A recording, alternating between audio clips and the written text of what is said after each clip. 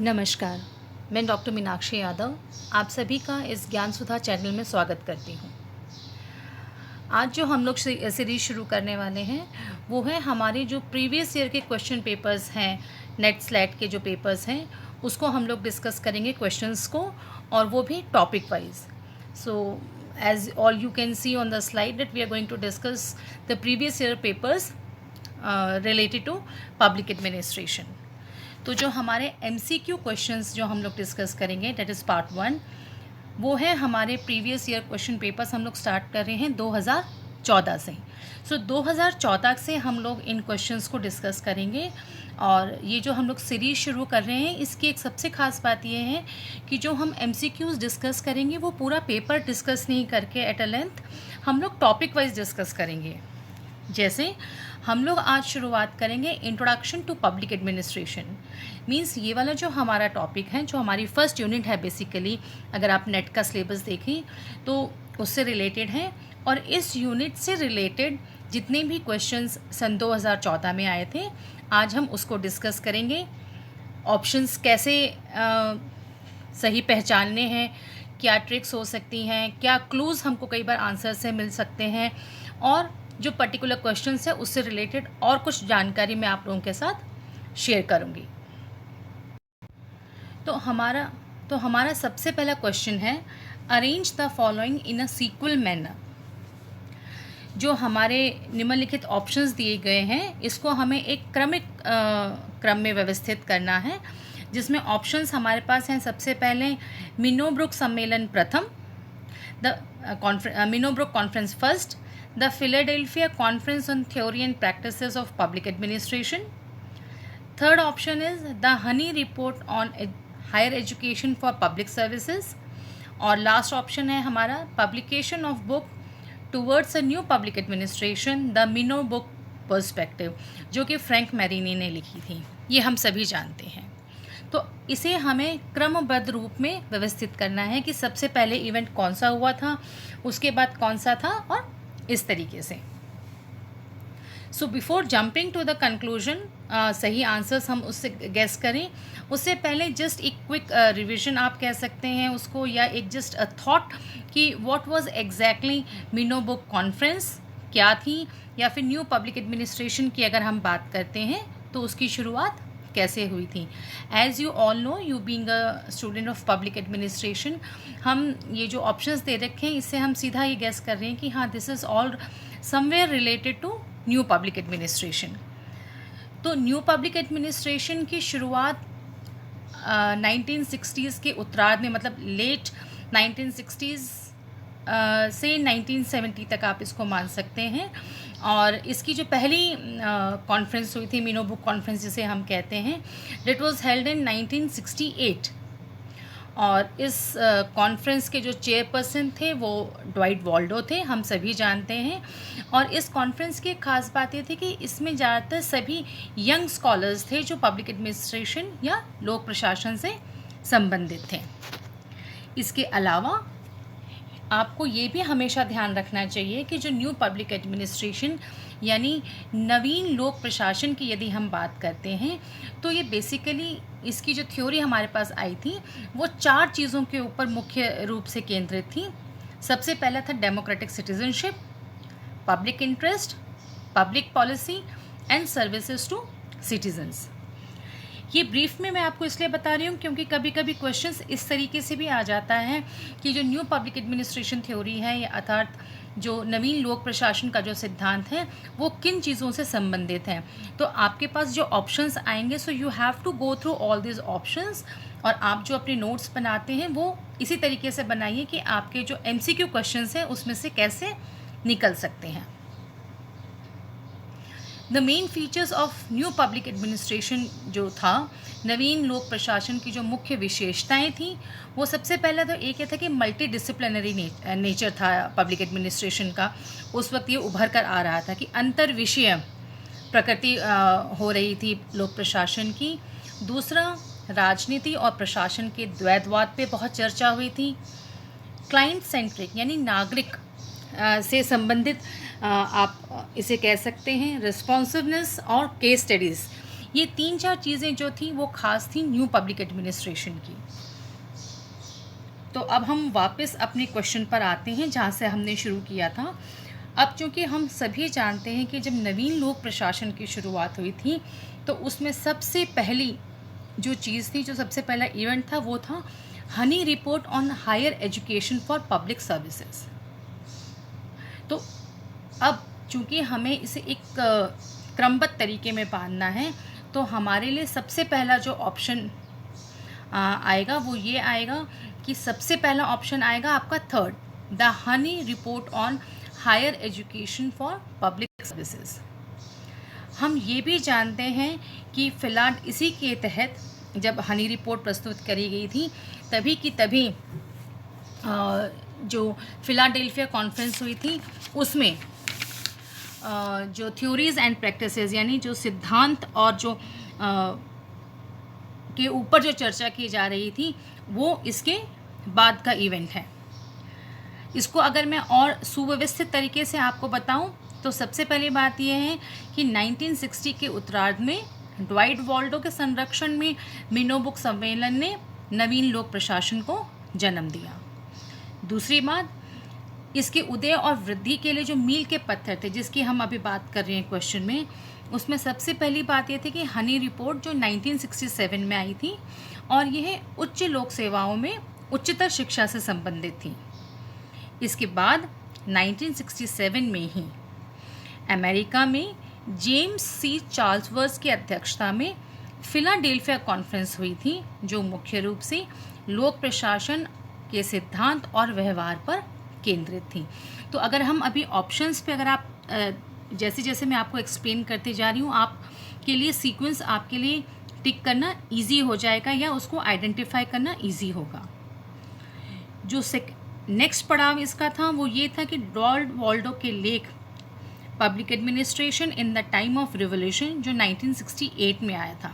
हालांकि ये हमारे अभी इस ऑप्शन में नहीं है, but you should always remember कि जब हम न्यू पब्लिक एडमिनिस्ट्रेशन की बात कर रहे हैं तो इसकी सीक्वेंस इसी तरीके से आएगी। इसके बाद मिनोबुक कॉन्फ्रेंस फर्स्ट हुई थी जो कि यूएसए में 1968 में हुई थी, और उसके बाद इसी पर आधारित फ्रैंक मैरिनी ने एक पुस्तक निकाली थी 1971 में, towards new public administration the Minnowbrook perspective. तो जो ऑप्शंस हैं इसमें हमारे पास आप ये कर सकते हैं सीधे सीधे कि ये अब आपके पास ऑप्शंस दिए हुए हैं, you have to identify the इसका क्या सही क्रम होगा, what will be the proper sequel of this events. So we all know the first one was the Honey report, second one was the Philadelphia conference, third was the Minobuk conference जो आपका first option है, so it will be third, second and first, and therefore the last will be the option will be the fourth option। तो ये जो हमारा option B आप देख सकते हैं, इसमें आप इजीली देख पा रहे हैं कि भाई थर्ड, सेकेंड, फर्स्ट और fourth, so the correct option is B. लेकिन यहाँ आपको मैं एक और चीज़ सजेस्ट करना चाहूँगी, क्योंकि अब हम लोग एग्ज़ाम्स जब दे रहे होते हैं तो हमारे पास टाइम का कई बार बहुत क्रंच होता है। तो अगर आपको पहले से पता है, सीक्वल सभी पता है, देन तो इट्स नो बिग डील, आप फटाफट क्लिक कर सकते हैं। लेकिन कभी भी जब कभी मैच द फॉलोइंग आता है या इस तरीके से सीक्वल आता है तो आपको हमेशा अपने सीक्वल्स देख लेने चाहिए। यदि आपके ऑप्शन में क्लियर कट आपको केवल एक ही सही ऑप्शन दिख रहे हैं, पहले दो ऑप्शन ही ठीक दिख रहे हैं, तो instead of going for other two sequels आप अपने आप उस ऑप्शन को टिक कर सकते हैं। जैसे हमारा यहाँ पे ऑप्शन बी हम लोगों ने we know that it is the right answer. अब चूंकि हमने इसमें चारों ऑप्शंस को देखे हैं, चारों जो हम लोगों को ऑप्शंस दिए गए थे उसको हमने देखा है। आपके पास यदि टाइम कम है, कन्फ्यूजन है और आपको पता है कि नहीं पहले दो ऑप्शंस तो मुझे क्लियर पता है, या you know the last option की भी नहीं, फ्रैंक मैरिनी की पुस्तक तो सबसे आखिरी में आई थी, तो आप देख सकते हैं कि जो ऑप्शन बी है इसका जो लास्ट है सीक्वल है वो है फोर्थ। तो और बाकियों में ये कहीं पे भी मैच नहीं कर रहा है, तो definitely you are going to tick the option B. So this way you will also save the time, but important is कि आप हमेशा इस चीज़ को लागू नहीं कर सकते। कभी कभी सेम ऑप्शंस जो होते हैं, 3-4 चीज़ों के 3 या 2 ऑप्शंस में सेम सीक्वल दिए होते हैं, एक आध में थोड़ा बहुत फ़र्क होता है, then it takes your time. So definitely information is important कि आपको उसकी नॉलेज पूरी होनी चाहिए। So for this question the answer is B. First sequel is Honey report, second is Philadelphia, third is Minnowbrook conference and the fourth is Frank Marini की जो पुस्तक थी towards a new public administration, वो। इसके बाद इसी topic से 2014 में एक क्वेश्चन आया था, who of the following was acknowledged by Woodrow Wilson for his source of the idea of politics administration technology. हम सभी जानते हैं कि राजनीति प्रशासन के द्वैतवाद पर वुड्रो विल्सन का एक लेख आया था, और वो लेख जो उनका था द स्टडी ऑफ एडमिनिस्ट्रेशन, उसमें उन्होंने बहुत ही स्पष्ट रूप से जो जर्मन लेखक थे ब्लंशली, उनका जिक्र किया था, और उनके इस लेख में कहीं ना कहीं काफ़ी हद तक जर्मन लेखक जो ब्लंशली थी उनके काम का प्रभाव हमें देखने को मिलता है। तो इस तरीके से definitely when you go through the question then you will come to know that Woodrow Wilson's का जो लेख था द स्टडी ऑफ एडमिनिस्ट्रेशन, वो सबसे ज़्यादा प्रभावित था जर्मन जो लेखक थे ब्लंशली, उनसे। So the correct option is option B. हालांकि जब हम स्टडी ऑफ एडमिनिस्ट्रेशन की बात करते हैं तो कई लोगों का मानना था कि फ्रेंच एडमिनिस्ट्रेशन से भी काफ़ी हद तक प्रभावित था, but Woodrow Wilson himself somewhere has given a clue that he was his work has been very much affected or influenced by German scholar Bluntschli. So the answer is option B. आपकी जो first unit है उसी से related एक ही question आया था, और match the following list first में है आपके थिंकर्स और सेकेंड लिस्ट में है उनके द्वारा लिखी गई किताबें। आप इस क्वेश्चन पे चर्चा करने से पहले मेरा सजेशन आप लोगों के लिए ये रहेगा कि आप प्लीज़ एक अपने जो नोट्स बनाते हैं उसमें आप हर एक ऑथर की या हर एक थिंकर की किताबों के नाम और किस सन में वो लिखी गई थी उसका एक ज़रूर चार्ट बना के रखिए, क्योंकि इस तरीके के प्रश्न हर बार हर साल आते हैं, चाहे वो जून का पेपर हो चाहे आपके दिसंबर का पेपर हो। तो ये चीज़ें आपको डेफिनेटली आने ही वाली हैं। इट इज़ ऑलवेज रिपीटेटिव, हर साल आता है। So this type of question you can not miss. तो आपको थिंकर्स और उनकी किताबों के ऊपर डेफिनेटली वर्क करना पड़ेगा। So now looking into the options, अगर हम ऑप्शंस को देखते हैं तो हमारे पास ऑप्शंस है Herbert Simon, Mary Parker Follett, Elton Mayo और लिकर्ट। और यहाँ पे हमारे पास कुछ किताबें हैं, किताबों के नाम हैं dynamic administration, human problems of industrial civilization, fundamental research in administration and new patterns of management. अगर आपको किताबों के नाम याद हैं तो definitely it's a very easy question for you, but the tip and the trick for you is कि कभी कभी ऐसा होता है कि हमें चारों ऑप्शंस पूरे क्लियर पता नहीं होते, लेकिन एक या दो ऑप्शंस हम लोगों को पता होते हैं। तो यहाँ पर इस क्वेश्चन को डिस्कस करने के लिए मैं सबसे पहले आपको एक क्लू दूंगी कि एल्टन मेयो एक ऐसे थिंकर थे, एक ऐसे लेखक थे जिनका सबसे ज़्यादा काम था ह्यूमन बिहेवियर पर। तो अगर हम ह्यूमन बिहेवियर की बात करते हैं तो यहाँ पर जो किताब है human problems of industrial civilization, हार्थन प्रयोग से आप सीधा इसको कोरिलेट कर सकते हैं। तो डेट इज़ नो डाउट कि सी का ऑप्शन सेकंड आएगा, मीन्स एल्टो मेयन द्वारा ही human relations of industrial civilization लिखी गई थी। This is the first clue.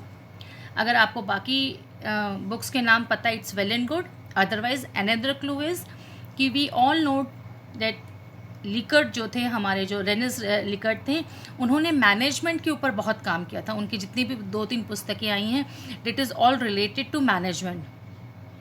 तो अगर आप बुक्स के नाम यहाँ देखते हैं तो new patterns of management, so definitely management पे ना तो फॉलेट ने कुछ अधिक बोला था और ना साइमन ने, so it has to be Likert. तो यहाँ से आप ऐसे क्लू ले सकते हैं। Definitely you have to go through the options आप ऑप्शंस में देख सकते हैं। And it is a very easy option. अगर आप देखें, जितने भी आप लोगों को मैच किए गए हैं वो सभी अलग हैं। आपका जो एल्टन मेयो है मीन्स सी के लिए 2 और डी के लिए 4। तो अगर आप यहाँ देखेंगे कि हमारा जो सी का ऑप्शन है उसमें और जो डी का ऑप्शन है 4th, जो हमने कहा था कि new pattern of management means Likert का 4th ऑप्शन।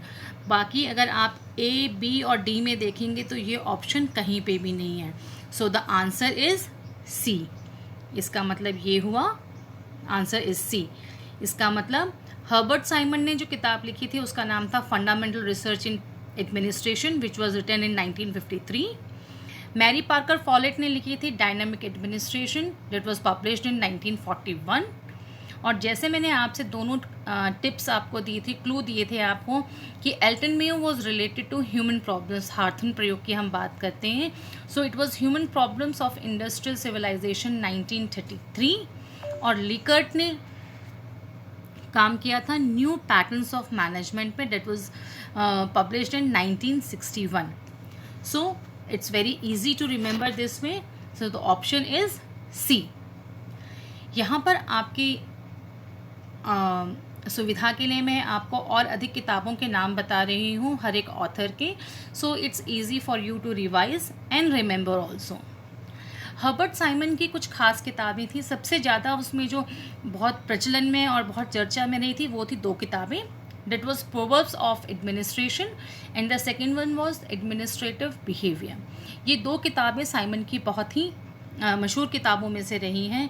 तो जब भी आप अपनी तैयारी करें तो प्लीज़ आप हर एक थिंकर्स की कुछ किताबें जो हैं, जो खास किताबें हैं, उनकी एक लिस्ट बना के रखिए।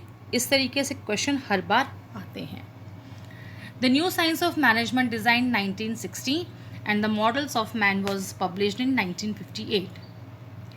मैरी पर्कर फॉलेट की अगर हम बात करते हैं तो उन्होंने और 2 किताबें लिखी थी, द न्यू स्टेट और क्रिएटिव एक्सपीरियंस। लिकर्ट की थी the human organization and the new ways of managing conflict, जो कि 1976 में आई। सो बेसिकली अगर आप देखें तो एल्टन मेयो बहुत शुरू के क्लासिकल थिंकर्स के टाइम के विचारक हैं और जो लिकर्ट हैं ये थोड़ा सा लेटर उसमें आया था। मिनो बुक पर्सपेक्टिव की अगर हम बात कर रहे हैं, मिनो बुक सम्मेलन की बात करें तो उसके बाद भी इनकी अपनी किताबें आई हैं। So he has in the later phase of the development of public administration.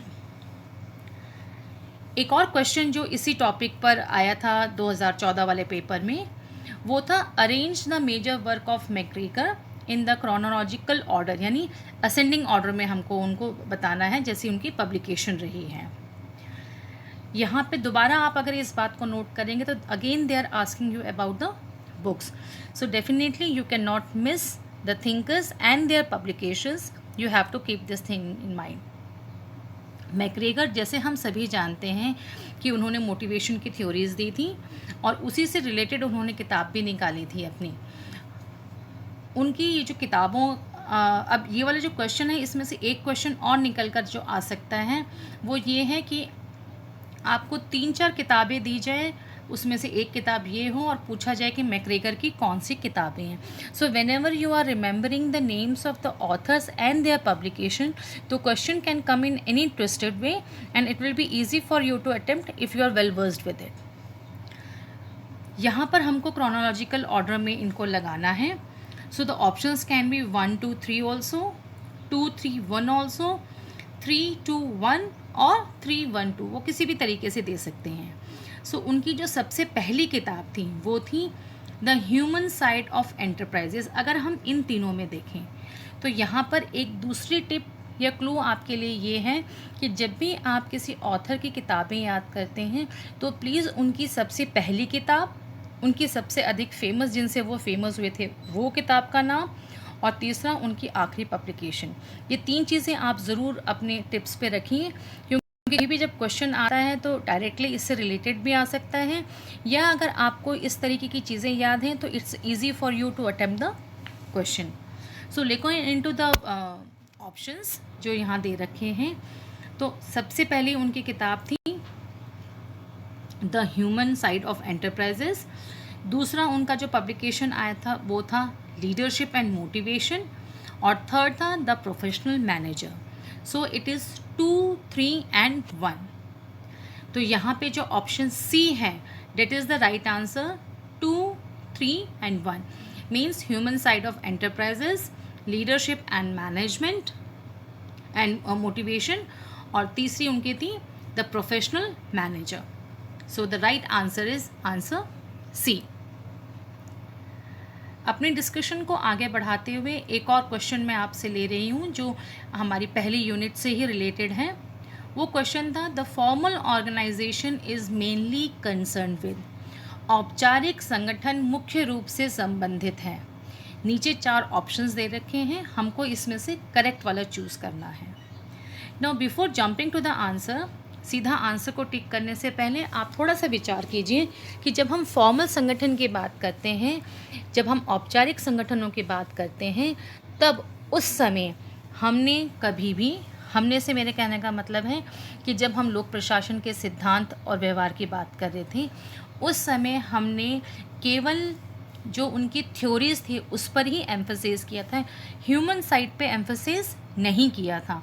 तो अगर आप इस चीज़ को ध्यान में रखेंगे तो आपके लिए ऑप्शंस में से सही चूज़ करना इजी होगा। Just giving you an another explanation.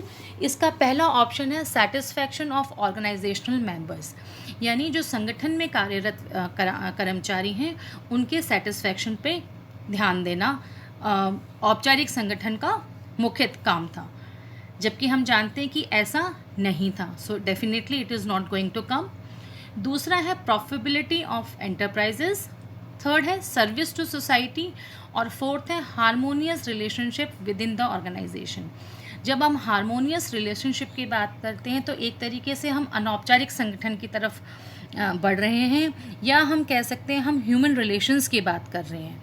तो ह्यूमन रिलेशंस या अनौपचारिक संगठन के महत्व के बारे में शुरू में औपचारिक संगठन की जब हम बात करते थे, जब सिद्धांतों की बात कर रहे थे, तब इस विषय पर कभी भी ध्यान नहीं दिया गया।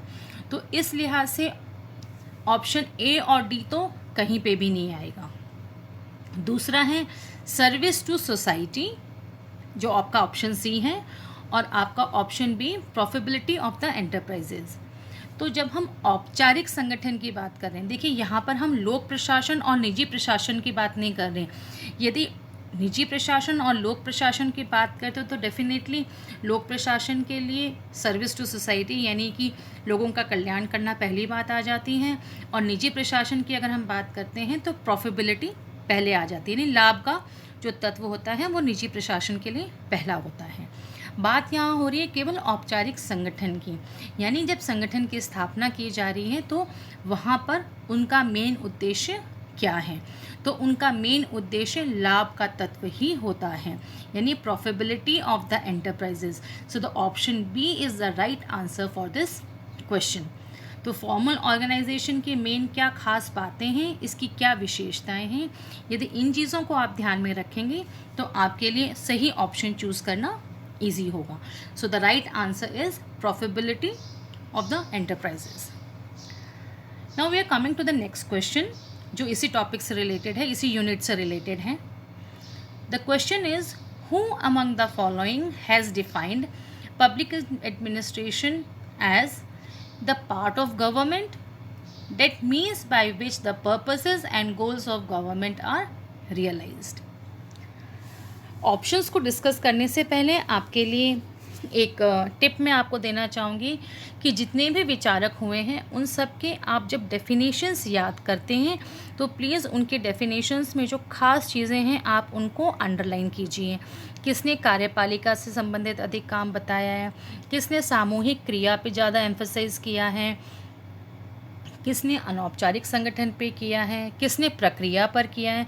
तो if you go through the definitions, जब आप परिभाषाओं को अगर आप ध्यान से पढ़ेंगे तो आप पाएंगे कि हर विचारक की परिभाषा में थोड़ी सी कुछ ऐसे आपको क्लूज़ मिलेंगे जिससे आप उसको आइडेंटिफाई कर सकते हैं कि किस व्यक्ति ने लोक प्रशासन को या प्रशासन को किस तरीके से परिभाषित किया है।